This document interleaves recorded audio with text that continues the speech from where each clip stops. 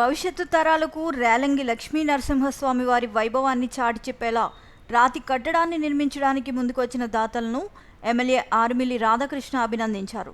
బుధవారం ఎమ్మెల్యే రాధాకృష్ణను ఇరగవరం మండలం రేలంగి గ్రామస్తులు కలిసి దేవాలయం పునర్నిర్మాణానికి జరుగుతున్న చర్యలను వివరించారు. ఈ సందర్భంగా రాధాకృష్ణ మాట్లాడుతూ ఆలయం పునర్నిర్మాణానికి గ్రామస్తులు 73.33 లక్షల విరాళాన్ని సేకరించడం అభినందనీయమని అన్నారు. ప్రభుత్వం నుంచి గ్రాంట్ అందించేలా చర్యలు తీసుకోవాలని కోరానని తెలిపారు.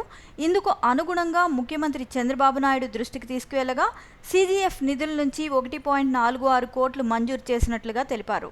మొత్తం మీద 2.20 కోట్ల నిధులతో ఆలయం రాతి నిర్మాణానికి చర్యలు తీసుకుంటున్నట్లు తెలిపారు.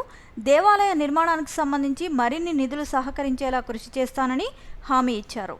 త్వరలోనే ఆలయ నిర్మాణాన్ని పూర్తి చేసి భక్తులకు అందుబాటులోకి తీసుకొచ్చే విధంగా కృషి చేస్తానని ఎమ్మెల్యే రాధాకృష్ణ చెప్పారు. ఈ గ్రామంలో వేయించేస్తున్నటువంటి శ్రీ లక్ష్మీనరసింహస్వామి పురాతనమైనటువంటి దేవాలయం శిథిలావస్థకి చేరుకున్నటువంటి తరుణంలో నూతన ఆలయం నిర్మాణం చేయాలని గ్రామస్తులందరూ కూడా ఈరోజు సంకల్పం చేయడం జరిగింది. దానికి అనుగుణంగా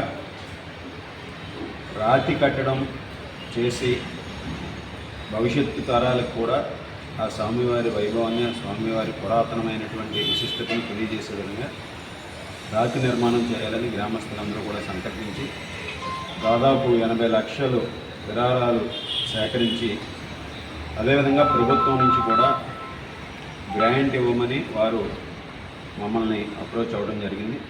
దానికి అనుగుణంగా ఈ దేవాలయం విశిష్టతని, ఇక్కడ ఉన్నటువంటి ప్రాచీనతని, అదేవిధంగా ప్రాముఖ్యతని తెలియజేసి ముఖ్యమంత్రి గారి దృష్టికి తీసుకెళ్ళిన వెంటనే ముఖ్యమంత్రి గారు దీనికి స్పెషల్ గ్రాంట్గా 2,20,00,000 మొత్తం ఎస్టిమేషన్తో 1,46,00,000 CGF నుంచి నిధులు గ్రాంట్ చేయడం జరిగింది.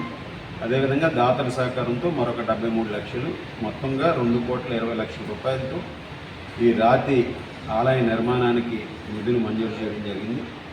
ఈ దేవాలయానికి సంబంధించి ఈ 2,20,00,000 కాకుండా ఇంకా బయట ప్రహరీ గోడ కానీ, అదేవిధంగా అక్కడ కాంపౌండ్ వాల్ కానీ, దీన్ని ప్రతిష్టాత్మకంగా నిర్మించడానికి రేలంగి గ్రామ ప్రజలందరూ కూడా ఈరోజు ముందుకు వచ్చి దాతల సహకారంతో, ముఖ్యంగా దీంట్లో చాలామంది దాతలు ముందుకు వచ్చి పెద్ద ఎత్తున విరాళాలు ఇచ్చి ఈ దేవాలయ నిర్మాణాన్ని ఒక ప్రతిష్టాత్మకంగా నిర్మాణంగా తీర్చిదిద్దే విధంగా ముందుకు వెళ్ళటం చాలా సంతోషం, అభినందనీయం.